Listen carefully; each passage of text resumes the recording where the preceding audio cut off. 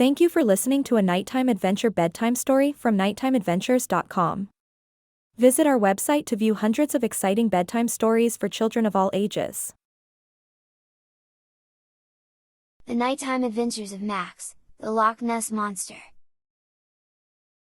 Max was a curious and adventurous boy who loved nothing more than exploring the world around him. One night, as he drifted off to sleep, he found himself transported to the shores of a misty Scottish loch. As he gazed out across the water, he realized that he was in search of a creature that few had ever seen, the legendary Loch Ness Monster. Determined to find the creature, Max set off in a rowboat, paddling across the loch with determination. As he navigated the misty waters, he kept his eyes peeled for any sign of movement. The hours ticked by, but Max refused to give up. He knew that the Loch Ness Monster was out there somewhere, waiting to be found. As the sun began to rise over the hills, Max finally caught a glimpse of movement in the water. Heart pounding with excitement, he paddled closer, hoping against hope that he had finally found the creature he had been seeking. As he drew nearer, Max could hardly believe his eyes. There, rising up from the depths of the loch, was the Loch Ness Monster, a creature of such beauty and mystery that he was awestruck.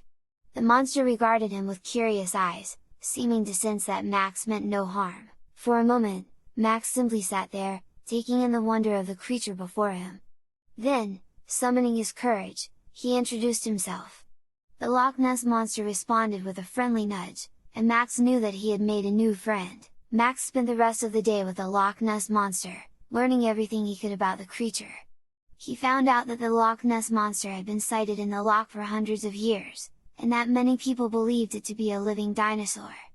Some even thought that it was a sea serpent or a dragon. The Loch Ness Monster showed Max its favorite spots in the loch, including a deep underwater cave where it liked to hide. Max was amazed by how intelligent the creature was, and how easily it communicated with him even though they didn't speak the same language. The Loch Ness Monster took Max to a spot near the shore of the loch where it said there was an old castle.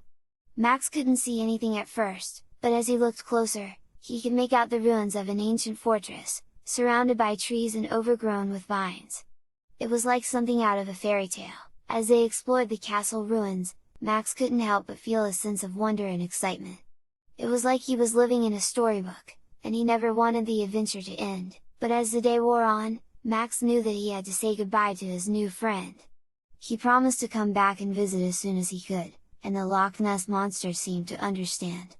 With a final nudge, the creature disappeared back into the depths of the loch, leaving Max feeling both exhilarated and a little bit sad.